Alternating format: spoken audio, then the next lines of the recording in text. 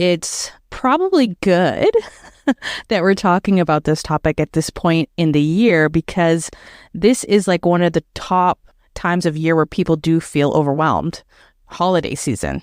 That damn holiday season where it's supposed to be like happy and cheerful, but like in reality, it's just like a stress, anxiety disaster. Yeah, it just feels like a lot of tasks that have to be completed in a short period of time.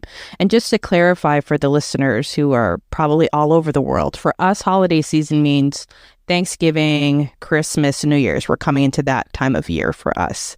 So we're starting to pack away the Halloween costumes, pack away the Halloween candy, and start to like make plans. It is very stressful because, like you said, you have so much to do in a very small amount of time. It's also a financial stress as well. Like people want to, buy the perfect gift for somebody.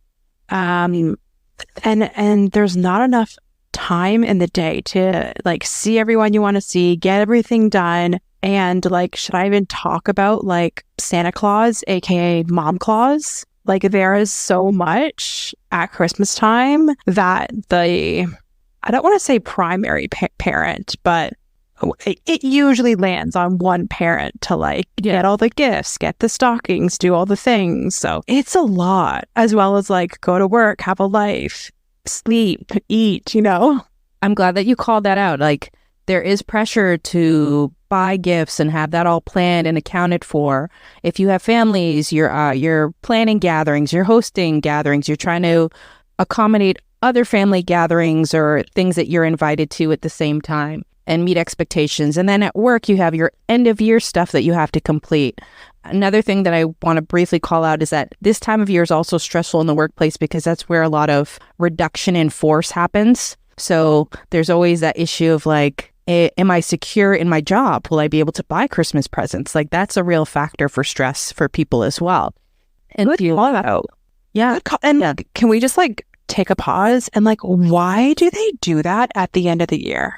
I don't know. I mean, the flip side is, would it be better at the beginning of the year? I don't really know. No. But I just feel like right before like Thanksgiving or Christmas, like, I just think that's terrible. It's not a good feeling. I agree. Like January is a slow time. Let people at least enjoy, be able to buy their family some presents. And then, a slow time for all businesses in January. So let people be able to like decompress, absorb the message and like move on in the new year. But yeah, it always comes down to finances from a work perspective, right? They didn't meet budget this year, didn't make enough money. They want to expense something. They, expensing, laying off people, whatever that looks like, unfortunately. Yeah. And then when that happens, there's always like holiday parties as well for work. And then there's holiday parties for friends and then seeing family and then doing the food prep and getting everything together. Like, oh my gosh, the list is literally endless. Now that I'm an adult and I'm a mom of two, it's too much. Well, you've been adult for a while. And the fact, right, exactly. And the fact that like businesses and companies want you to work over the Christmas break. It's like, no. There should be like a law that says between Christmas and New Year's, there's a shutdown. Everything shuts down. Because like, honestly, do people actually get work done between that time? No, not really. Come on. And just for some of the listeners, I want to clarify that some businesses have to stay open all the time, every day, holiday season included. So we completely acknowledge that. But what we're saying is there are lots that don't. So why are we being forced to go into the office when everybody's on vacation anyway? Why do people have to use their vacation time over Christmas? Why isn't it just... And yeah, exactly. And stress people out even more. Yeah. Because now all of a sudden all these end of year deadlines happen and you happen to be the only person that didn't have vacation that you could take during Christmas. So then the deadlines and all of that completion like falls on you. Awesome. It's so well with a bang. You know what? Over the Christmas break, guess what? Kids aren't at daycare. Kids aren't at school. So where are your kids going? And if you have to work, like that's just an additional stress that you have to like figure out who's watching your kids during that time. That is a really good point. AKA, you're going to have to like put money towards that as well. Valid. I don't think about that because I luckily don't have children. Basically, we're at the beginning point of just being like supposed to be the happiest, but also worst time of the year because you have to put on a happy face, but you feel completely overwhelmed and overextended. Yeah, absolutely. During that time, I'm usually pretty overwhelmed and stressed, and I'm pretty happy once Christmas is over. Not that I don't love it to see it through my kids' eyes, but there's a lot to do, and I want to make it special for them. Have you started Christmas shopping? No, Kristen. Well, I don't know. You pack ahead of time. I figured maybe you'd started like putting stuff away for Christmas. You know, I don't. I probably am good with Christmas shopping, actually. I get it done little by little. Oh, did you? Yeah, okay. I lied. Maybe some of these stockings are done. And like that's okay. Okay, girl. You see? Okay. Yeah, there's that type A that I know so well. I'm a strategic type B. Luckily, anybody I'm buying for is so old now that it always gifts are in the form of money. You still have little small kids to buy for, so that looks a little bit different. And to go back to your earlier point, anyone who has a more focused director of operations role in their household is having to do a lot of that heavy lifting. I'll just say, who's ever in charge of the operations of the household is playing Santa Claus, is doing all the gifts, is buying all the groceries for the family gatherings. They're handling all of that stuff at home. Like, just talking about it makes me stressed out and tired. Yes, same. I feel a little anxiety by proxy. I don't even have to do all the stuff you have to do. Not to discriminate on the other stressful times of the year, but just to call them out because other people may feel differently about certain times of the year. Other notable times that people report to feel overwhelmed is back to school. Oh, yeah.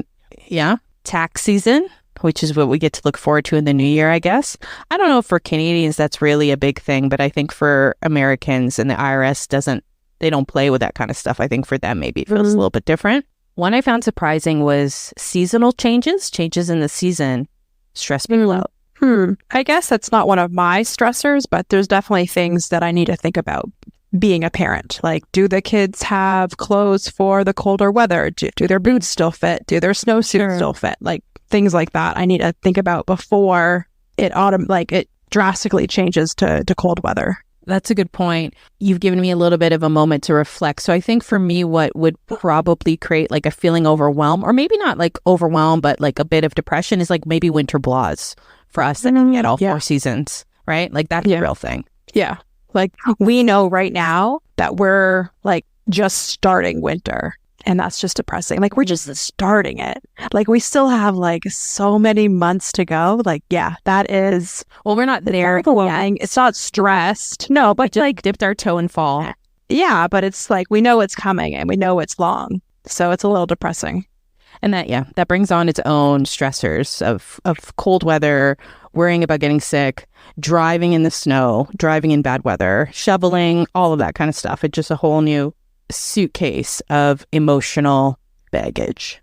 Just to tie up all the other kind of things that stress people out, work deadlines throughout the year, even end of year deadlines. I know I have a couple that kind of are keeping me up currently at night. And one that we've touched on kind of indirectly is like personal milestones, like life events that are happening in people's lives, moving, getting married, getting divorced, having a baby, all those kind of changes. Those events obviously are big stressors for people too. And I'll add on to that. Job loss, increased financial obligations, caring for an elderly or sick parent, a traumatic event, et cetera, et cetera. The list goes on.